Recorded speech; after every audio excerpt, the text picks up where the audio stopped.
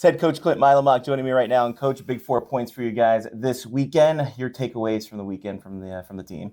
Thought it was pretty good. I thought we had some good pace. I thought our breakouts were really good. With, a little slow start maybe in both games, but our breakouts as the game went on got really good. And thought we played with pace, moved the puck well. Power play was good. Our special teams in general was pretty good. And yeah, I thought the second game, New Hampshire came pretty hard, and obviously after getting thumped, like you're going to come out a little differently, and they did.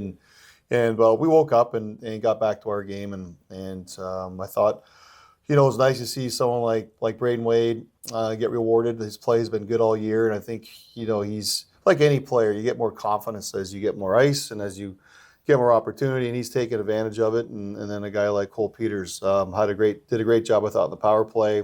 PK, and then obviously he got rewarded with points. But I think the points were a microcosm of all the things he did well, to get rewarded. So it was nice to see a couple of new players get rewarded that way. Is that something that you kind of stress to the team, that you need to get more secondary scoring? You can't really rely on that first line, because come playoff, that line's going to be focused on. Is that something to kind of motivate the guys to get going on the offense? Yeah, we talk about that all the time. Like, we want more than just one line. We can't be a one-line team, and I don't think we have. I mean, listen, when you go look at the top teams in the league, you got the Twins in Austin that are lighting it up. Like, they a one-line team. Like, everyone talks about them because they produce, but there's more to that to have the record they have, and same with the other teams that are at the top. And with us, we think we have depth. We're maybe not as fancy as some teams with the scoring, but we do have some depth, and we definitely have guys that can chip in. So I think a lot of that too, though, comes on the power play. I tell guys all year, like, you want those extra points. It comes on the power play. If you're not producing 5-on-5, like, you're on the power play, you should be desperate to, like, no, I got extra time now and opportunities here to get my cookies, and that's something where maybe some guys can start chipping in a bit more in that area too. Which I looking at last week, I thought both power plays did a pretty good job.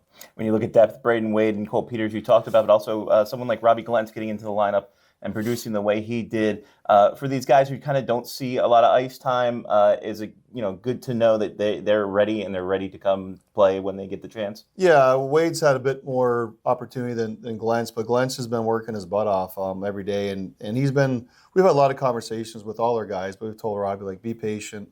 As more a victim of circumstance than it is he's not good enough or can't do it every night. He's an every night player. Like, we're lucky that he's here, to be honest, and the way he works in practice and his compete and his details are really solid.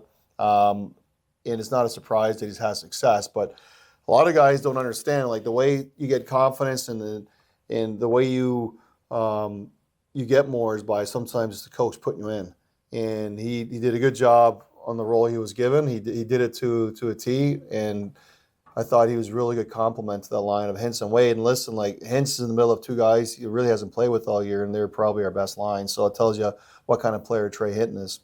When you look at this weekend coming up, it's a home and home against Philadelphia. You're here on Friday, and then up the road to South Jersey on Saturday. What kind of preparation does that do, especially when you have to split the weekend like that? Well, we've done it already, so just kind of remind guys what it's like, how to prepare, and be I guess, get your mind right for, hey, like, we're the turnaround is pretty quick. We're on a bus, so remember what it was like going to New Jersey and how it felt the last time we went there, and how we prepared, and what can we maybe adjust. Same with the coaches too. We always have talks with guys like, what do you want different on this trip? Did you like the last one? Do we need to stop earlier or whatever? So what time do you want to get to the rink? All that stuff. So that all comes into play as well. But in the end, like, these are things you do when you play college hockey and pro hockey. So if you can't do it in junior, good luck in college. When you look at just everything, the playoff has been clinched. You're looking at the bye weekend and, of course, the division. How much is a carrot dangling in front of the players to make sure they get as many points as necessary going forward? They want to win every night. Like, they're a group that doesn't talk about putting the brakes on and getting rest. Like, we'll get rest at some point.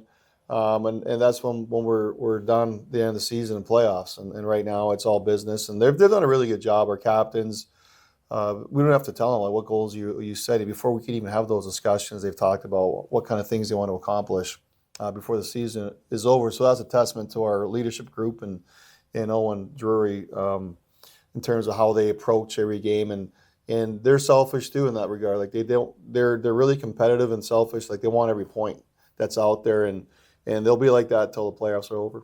Head coach Clint Mylymok.